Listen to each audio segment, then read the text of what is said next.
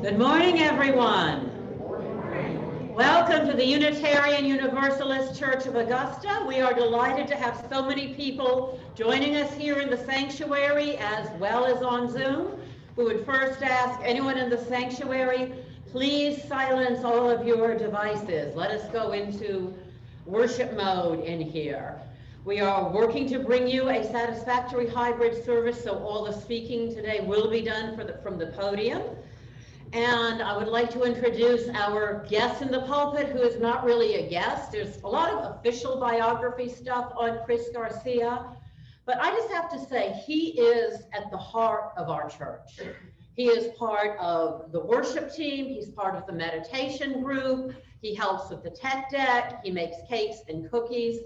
He is always available to help in whatever capacity we need, and his heart embraces all of us. So I am really looking forward to a very heartfelt service today. And following the service at 12:30, we will have a discussion in here. So please come back and we can talk to Chris more in person and share ideas about his service. And now we have announcements from our board member, Natalia Bowden.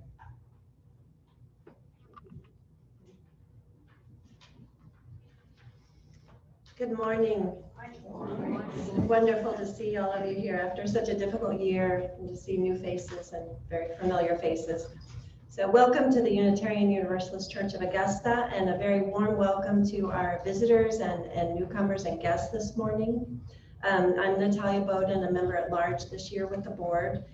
If this is your first time here and you feel comfortable, we would love to have you stand and introduce yourself so we can welcome you after the service. Any newcomers or guests? Well, if you are a newcomer and guest and want to remain silent, that's fine. We do have a blue card that we would love if you fill out and deposit at the visitors table in the hallway. I don't like doing this, so that's why I hesitated. My name is Tula Henson, and this is my second visit here, and really enjoyed my first visit, so I'm looking forward to being here more often. Glad to have you. So I just have a few announcements today. The Social Justice Committee does meet on the fourth Sunday of the month, which is today, and it will meet from 1 to 2:30 in a hybrid meeting. So we'll be meeting in the common area, but also on Zoom. And I believe the link for the Zoom link is in the e-announcements, or you can join us back there. And the fourth Sunday Vespers will also be a hybrid event in the sanctuary with COVID precautions, and will also be on Zoom. So that's this evening from 7 to 8, and you can contact Jezebel Anat for more information about that. The UU Meditation Group meets every Monday night at 7 on Zoom or at the church, and you can contact E. McNabb, Melanie Roberts, or Chris Garcia for more information about that. And please see our e-announcements and the UUCA public calendar for more information about upcoming events. And again, glad to have you here and see you in person and online. Thank you. Thank you, Natalia. And now our opening hymn. Okay. Our opening hymn is The Ceaseless Flow of Endless Time. It's hymn number 350, and the lyrics will be up on our board for the people in the sanctuary. Feel free to stand if you like. Sing loudly. This is a great African American spiritual.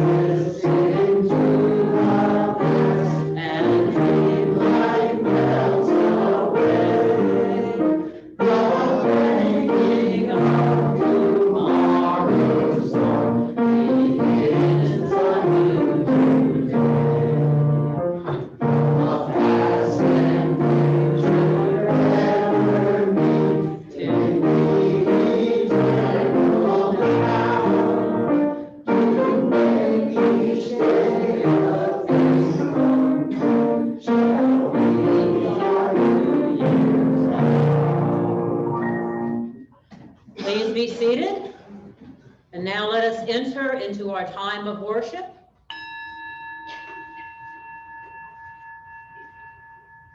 And we will begin by lighting our chalice.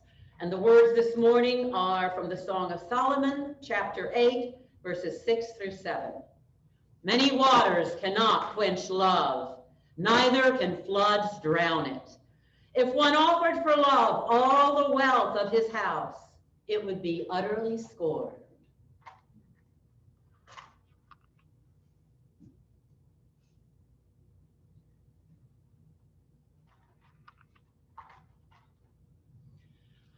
And now we have a special addition to our service.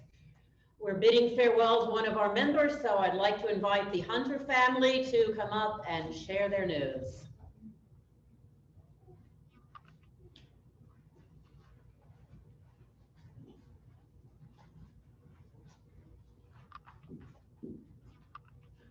Good morning.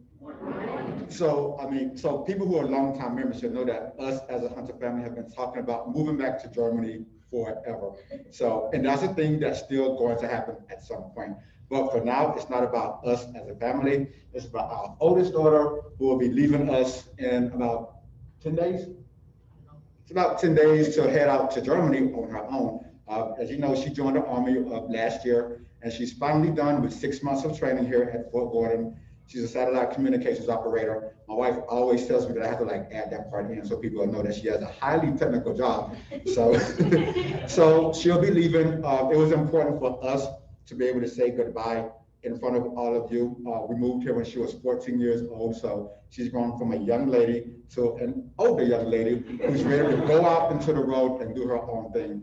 And people in this church have played an important part of raising her. She's been able to be herself in a church that's a loving, supportive environment. So as a family, we appreciate everything that everyone has done for our daughter, whether it's sending her to UA on these different things for young people of color in the UU, writing her letters in basic training, and just being, when she graduated, gifts, just being so supportive of her. She is the future of this kind of a church. She's a young lady and she does so much. She's passionate about social justice. So she embodies everything that I think a young UU stands for. So I will stop talking, and I'm not sure if my wife wants to say something. Yeah. Okay, cool. I wanted to add a couple things just to show you guys the influence that you've had on her. And I'm probably going to forget some stuff, so Tiny might want to also tell me. She has already, just in school, been super, what do you call it? Involved, there we go. With all kinds of stuff. She's done presentations for Pride Month. She is now a SHARP ambassador. SHARP ambassador, which is sexual harassment. Rape prevention. What can you say it loudly? Sexual harassment. And rape prevention. And rape prevention. So that, as some of you may know, is super important, unfortunately, in the Army or in all military service. So I'm just incredibly proud and so happy that she gets to go back to where she has lived a part of her life, where I'm from. She's going to be close to my family, so her grandparents. It's just, the universe really came through. So, yeah. Do you want to say? And like I said, I may have forgotten something.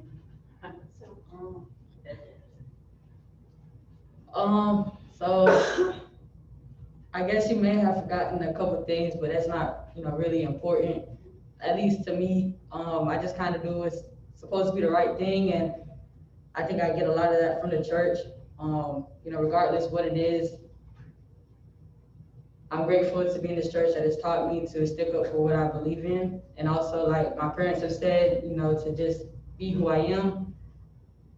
I don't have a lot to say, but thank you guys. I think that's the biggest feeling that I have, and the most overwhelming feeling. Just thank you guys for being a good family to me for the last 6 or 7 years. And I'll be back.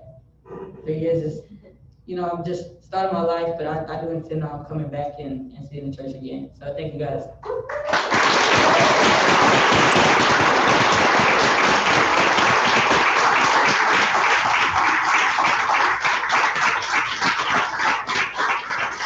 Thank you. The Hunter family has been a true blessing to our church. They've been involved, they've given so much, and Timey, we wish you the best and send you good wishes for the next part of your journey. Blessed be. And now is the time where we share the joys and sorrows of our community. We've changed the configuration a little bit. We do not record this part.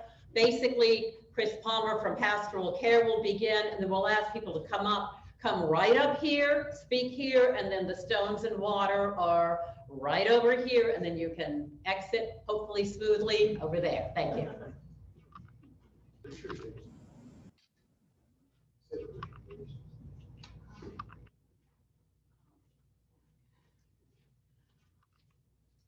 So let us take a moment. Our hearts are full in many ways with what has been happening within the ebb and flow of our lives. Let us enter into a time of meditation. I invite you to get very comfortable in your chair, feet on the floor, feel your spine supported, head lifting into the sky so that your spine is long and relaxed. Let go of any tension. Relax your jaw, unclench your hands, let yourself be supported. And our meditation reading is from Ecclesiastes, and it reminds us again of the cycles that flow through our lives. To everything there is a season and a time for every purpose under the heaven. A time to be born and a time to die. A time to plant and a time to pluck up that which is planted. A time to kill and a time to heal. A time to break down and a time to build up. A time to weep and a time to laugh. A time to mourn and a time to dance.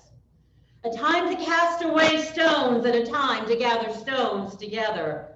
A time to embrace and a time to refrain from embracing. A time to get and a time to lose. A time to keep and a time to cast away. A time to rend and a time to sow. A time to keep silence and a time to speak. A time to love and a time to hate.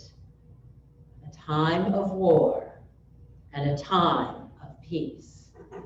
The chime will take us in and out of a shared silence.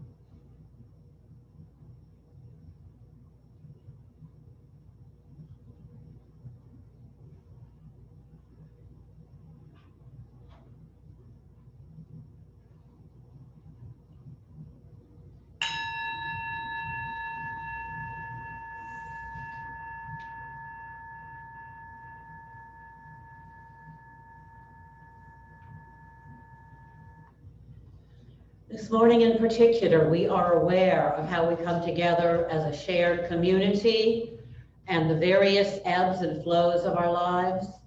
And our finances are like that too. Sometimes we have good jobs where we can afford to be generous. Sometimes we go through struggle.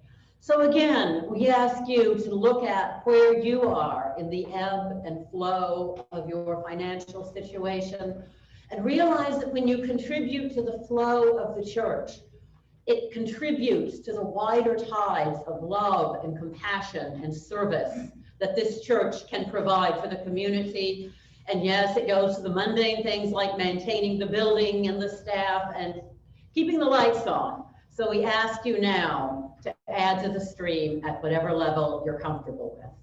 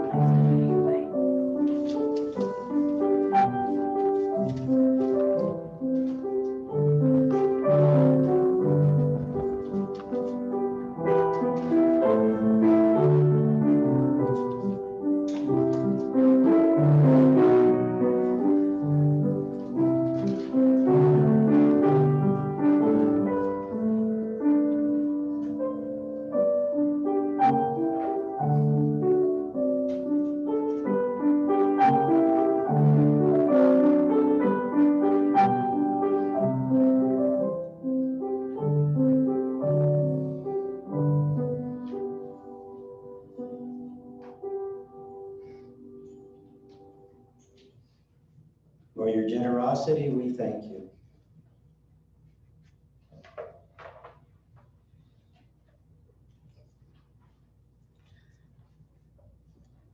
I have kind of a soft voice. If you don't hear me, let me know. I was going to wear a bow tie at this service, but I haven't done this for 2 years. And I forgot how to tie one. The pandemic affected everything. Our reading is from the book of Ecclesiastes, chapter 1. The words of the preacher, the son of David, king in Jerusalem. Vanity of vanities, says the preacher. Vanity of vanities, all is vanity and a chasing after the wind. What profit has a man from all his labor in which he toils under the sun? One generation passes away and another generation comes, but the earth abides forever. The sun also rises and the sun goes down, and it hastens to the place where it arose, and the wind goes to the south and turns around to the north. The wind whirls about continually and comes again on its circuit. All the rivers run into the sea, and yet the sea is not full. To the place from which the rivers come, there they return again. All things are full of labor. The man cannot express it.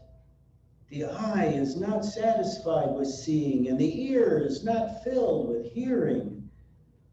That which has been is what will be. That which is done is what will be done. Is there anything of which it may be said, see, this is new? It has already been in ancient times before us. There is no remembrance of former things, nor will there be any remembrance of things that are to come by those who come after.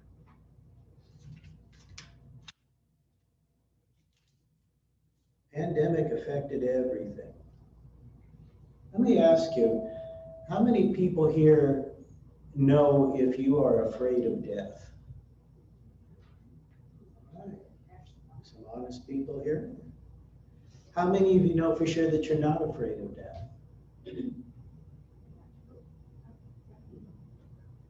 How many people just don't know?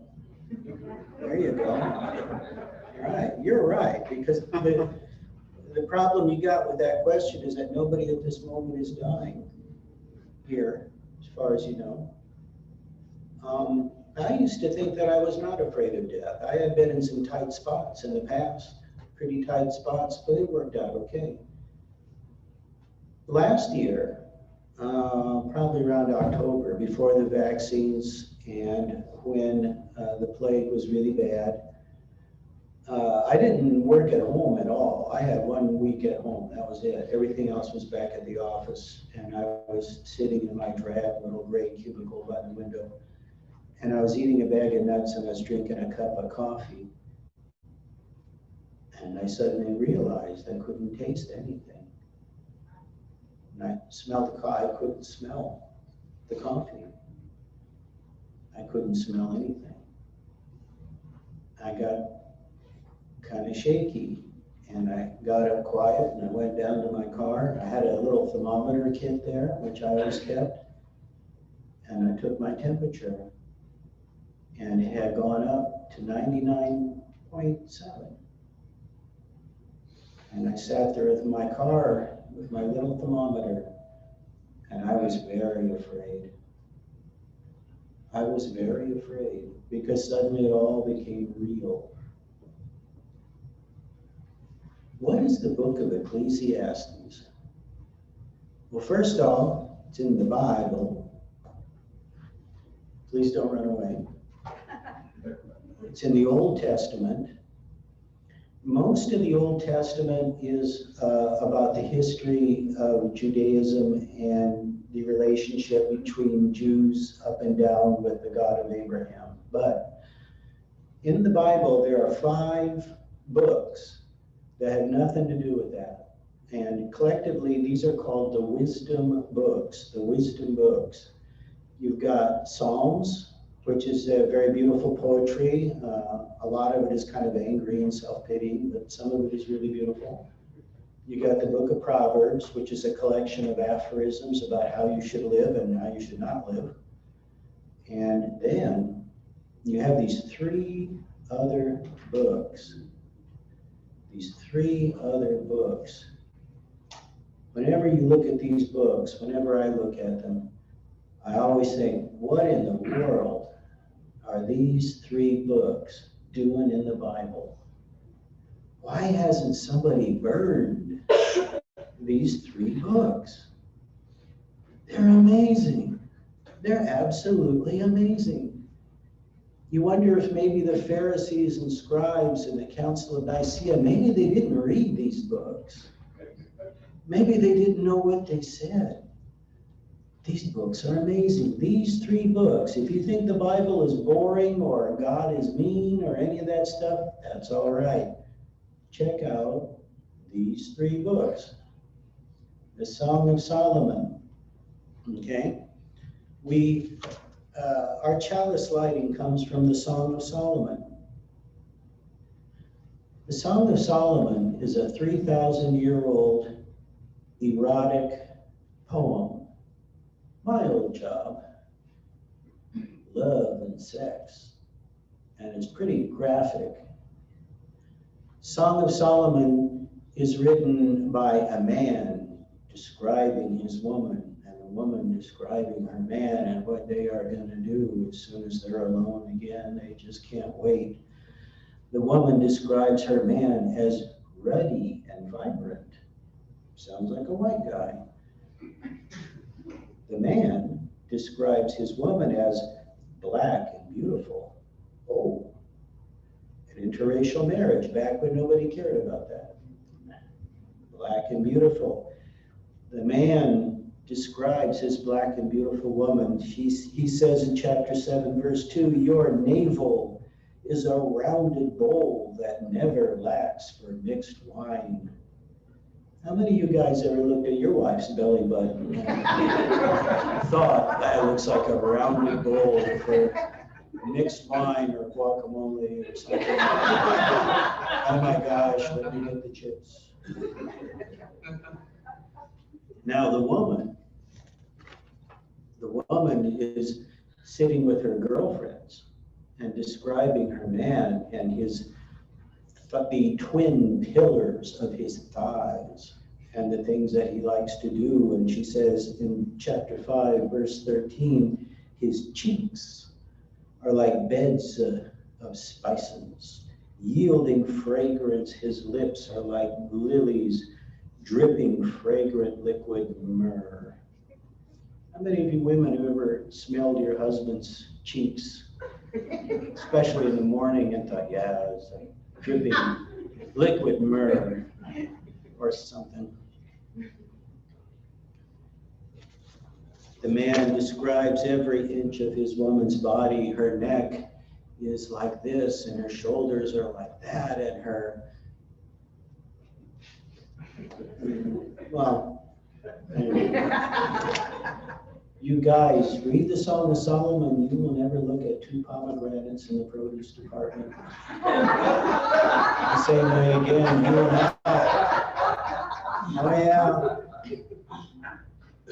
And the Christian church and its theologians, who were a little embarrassed by all this hot stuff, they said, well, really, this is God describing the relationship between himself, the beautiful relationship between himself and his church.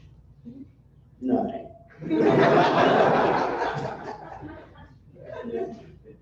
Organized religion has screwed a lot of people, but not like these people are. The book of Job, Song of Solomon, book of Job. I gave a service once on the book of Job. A decent man who's living a good life, even God is impressed with him. He loses everything and everybody in one night and one day. He goes from having everything a man could want to having absolutely nothing. And you know what? That happens. That happens to people. It can happen to me. It can happen to you. This is real. You think, if you've been following the news, you think about that condominium that fell down in Florida, right? 200 people in bed, sleeping at like 2 or 3 in the morning, their lives are blanked out like that. Some of you might remember, as soon as the rescue people arrived, they pulled a young boy, a very young boy, out of the rubble. Probably not much older than 8 or 9 years old. And his family died, his pets died, everything he owned, it's all gone. Now, listen to this.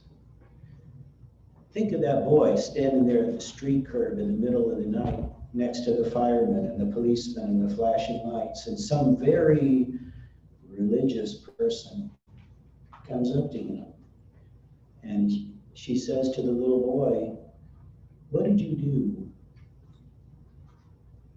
Wow, you must have done something really bad for God to kill your family and everything and all those people. What did you do for God to do that? You must have done something bad. That's what Job's very religious friend said to him. And Job said, "I didn't do nothing." And he loses it. He loses his fecal matter and he is enraged at God, and he demands that this son of a bitch God come and talk to him so he can tell him, speaking on behalf of the common man, why is life like this? And God shows up and they fight it out. That's in the Bible. That is really tough. The angry man and his God telling each other what's going on. What is the book of Ecclesiastes? Ecclesiastes is literally the most honest. Tell it like it is. This is what's really going on. Dry your tears and suck it up, soldier, and march forward. Book in all of sacred literature, not just the Bible, but anything. The book of Ecclesiastes basically is here to tell you that life is ridiculous and meaningless, and then you die.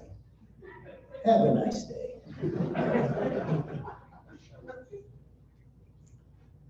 It's attributed to King Solomon.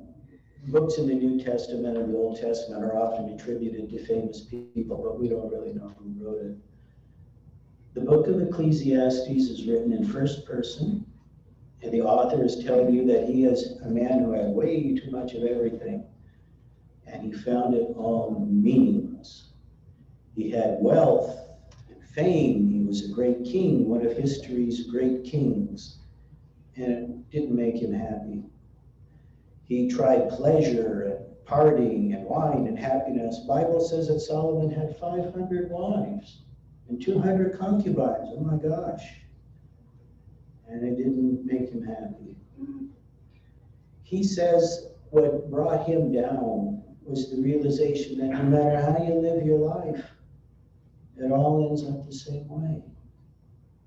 The wise man and the fool, they all end up the same way.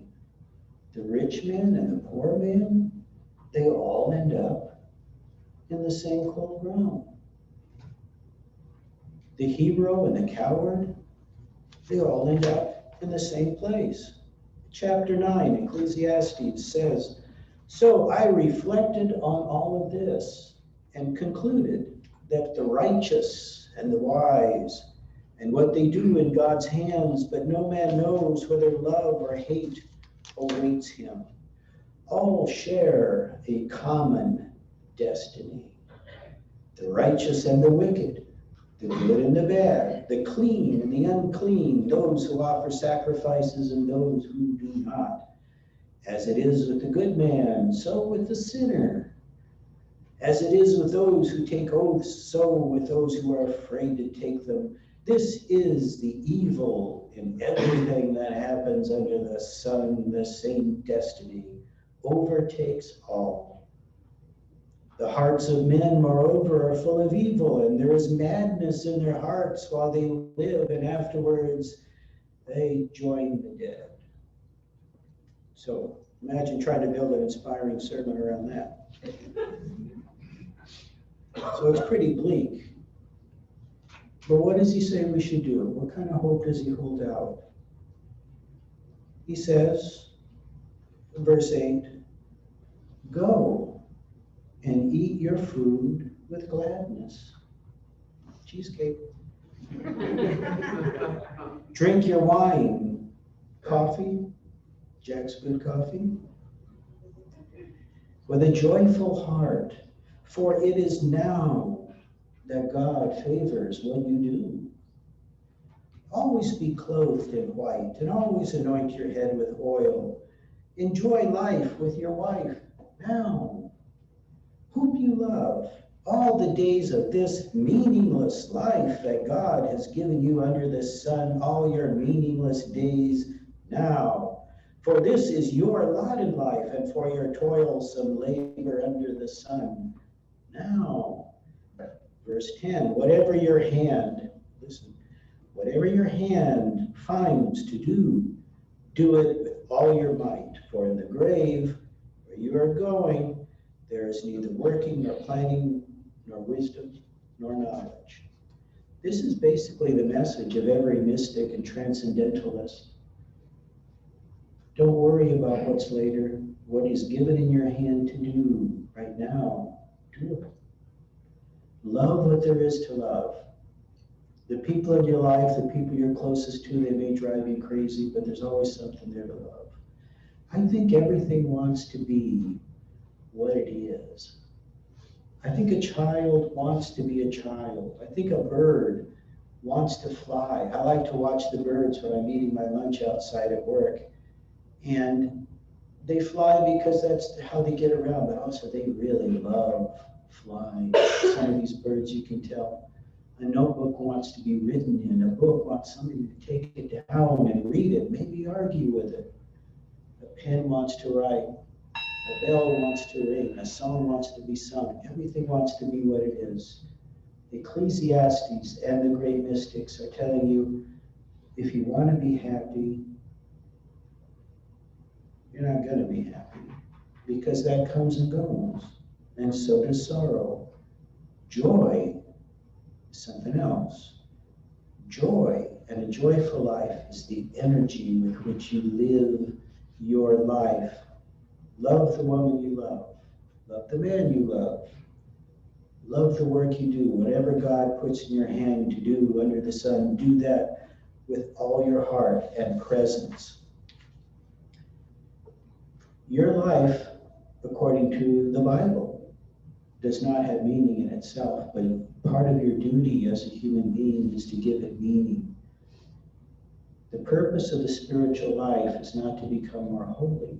It's to become more open-hearted, open-minded, and more human. So what about death? George Floyd, others who have died, what about that? Ecclesiastes says death is meaningless too. When you die, whatever happens after that is not your problem. But people, the people you leave behind, the people you loved, the people you affected, they can give meaning also to your life and to your death. There's this thing in life that I always think of privately as the Achilles problem. To some extent, it's the George Floyd problem, but I always think of it as the Achilles problem, because some of you might know Achilles from popular culture or in the movies, but you may not know his origin story. Achilles first appears in a book called the Iliad by the poet Homer, Greek poet. Good book.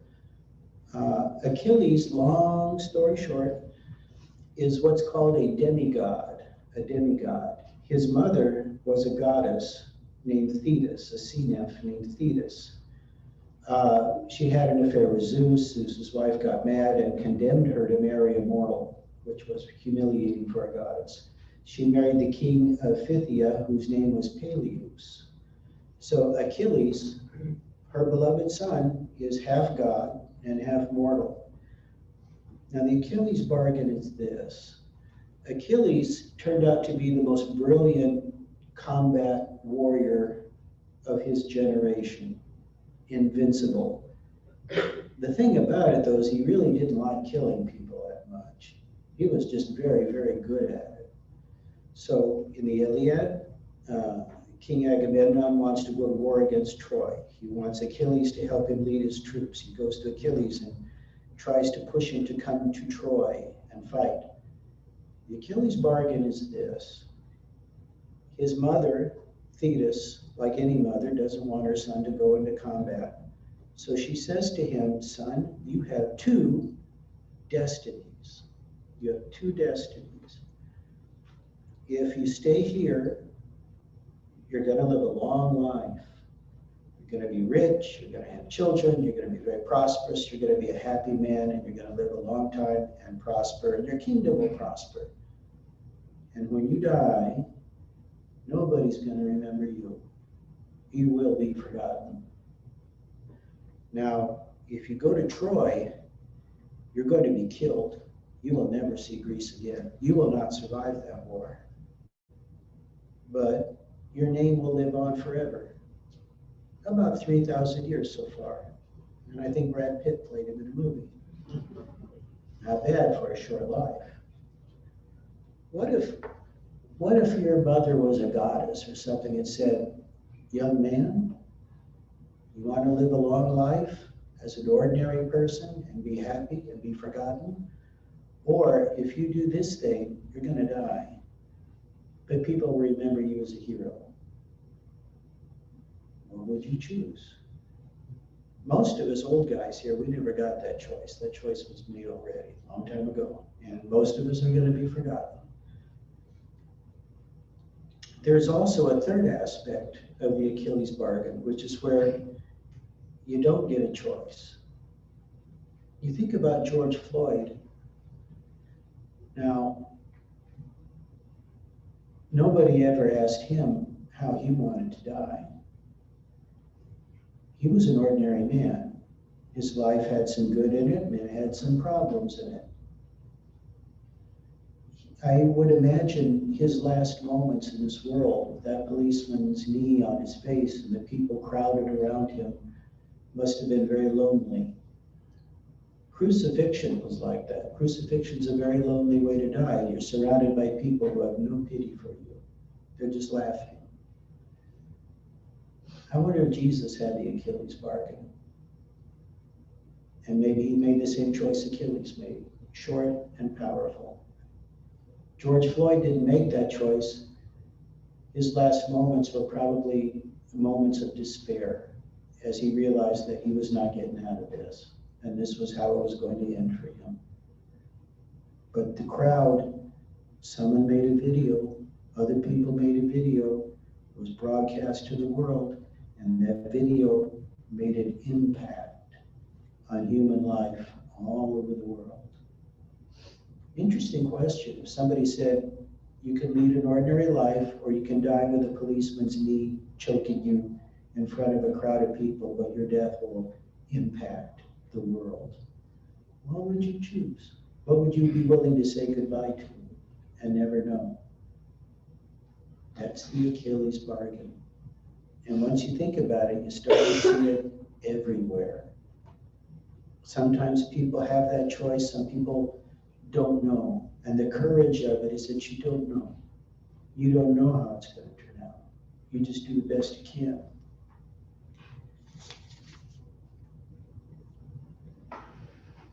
How many black people died from injustice in Tulsa in 1921? We don't even know their names. They may have found a grave where most of them were buried in. The people who killed them were not brought to justice. Their story wasn't known. I didn't know that story. I know black friends who didn't know that story. I heard that story when I was watching The Watchmen on HBO. Episode 1 of The Watchmen starts with the Tulsa Massacre. I thought they were making it up. I thought that was just part of the storyline. I had to look it up. Wow, this really happened to people. Achilles' bargain? Who knows? But we hope that their deaths will come to justice. We hope that their deaths will change the world that we're living in so quickly. We can't bring back what happened, but we can give meaning to it. So, old guy to young people, don't make a plan for your life. Because whatever you think you're going to do, something else is going to happen. But as you try to make your plans, make sure that you make a philosophy of life, what life means to you, because it's your duty, and also because that's what you get to keep. Life is going to put things in front of you that you don't expect. When life goes off the rails, a philosophy of life, what are you living for? What do people mean to you? People will give your life meaning, and people will give your death meaning, depending on what you lived for and what you died for. So the message of Ecclesiastes, whatever God puts in your hand to do under the sun, do that. Amen.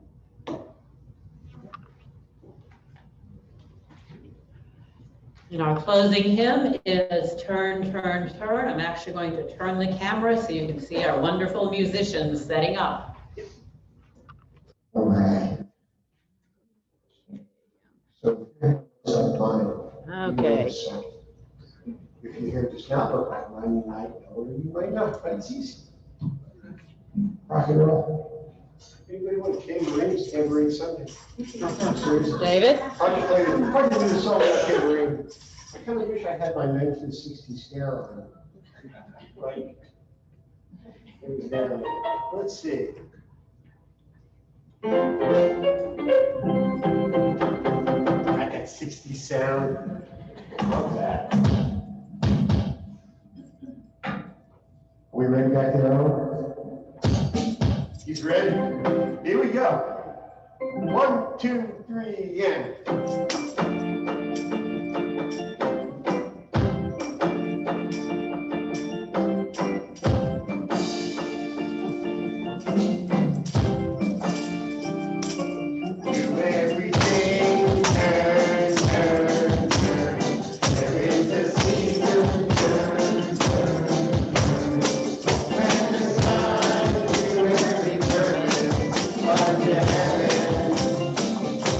Our time to be born.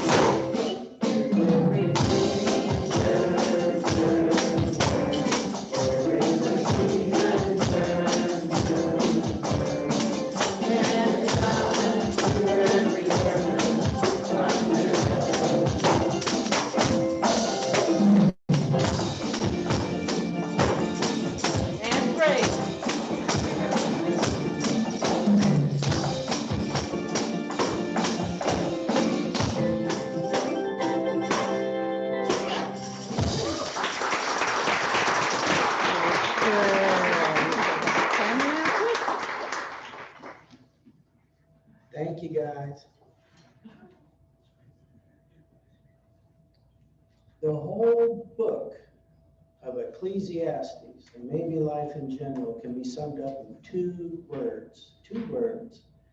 If you forget everything that we were talking about today, remember these two words. Nevertheless, live. Whatever passes in front of you, good or bad, if your plans don't work out, or if life disappoints you in that moment, nevertheless, live. To illustrate this, our closing words are from Hamlet by Vincent and Hedges.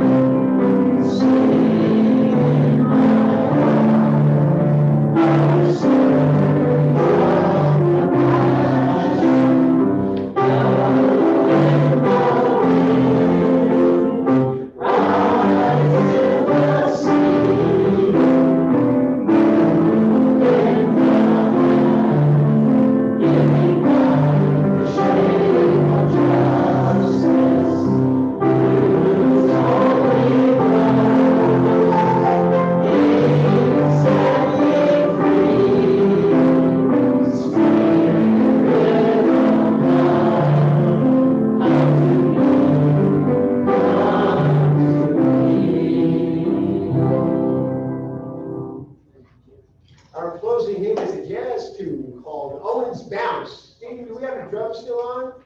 Drums are on. Drums are on. Ready, Owen? 1, 2, 3.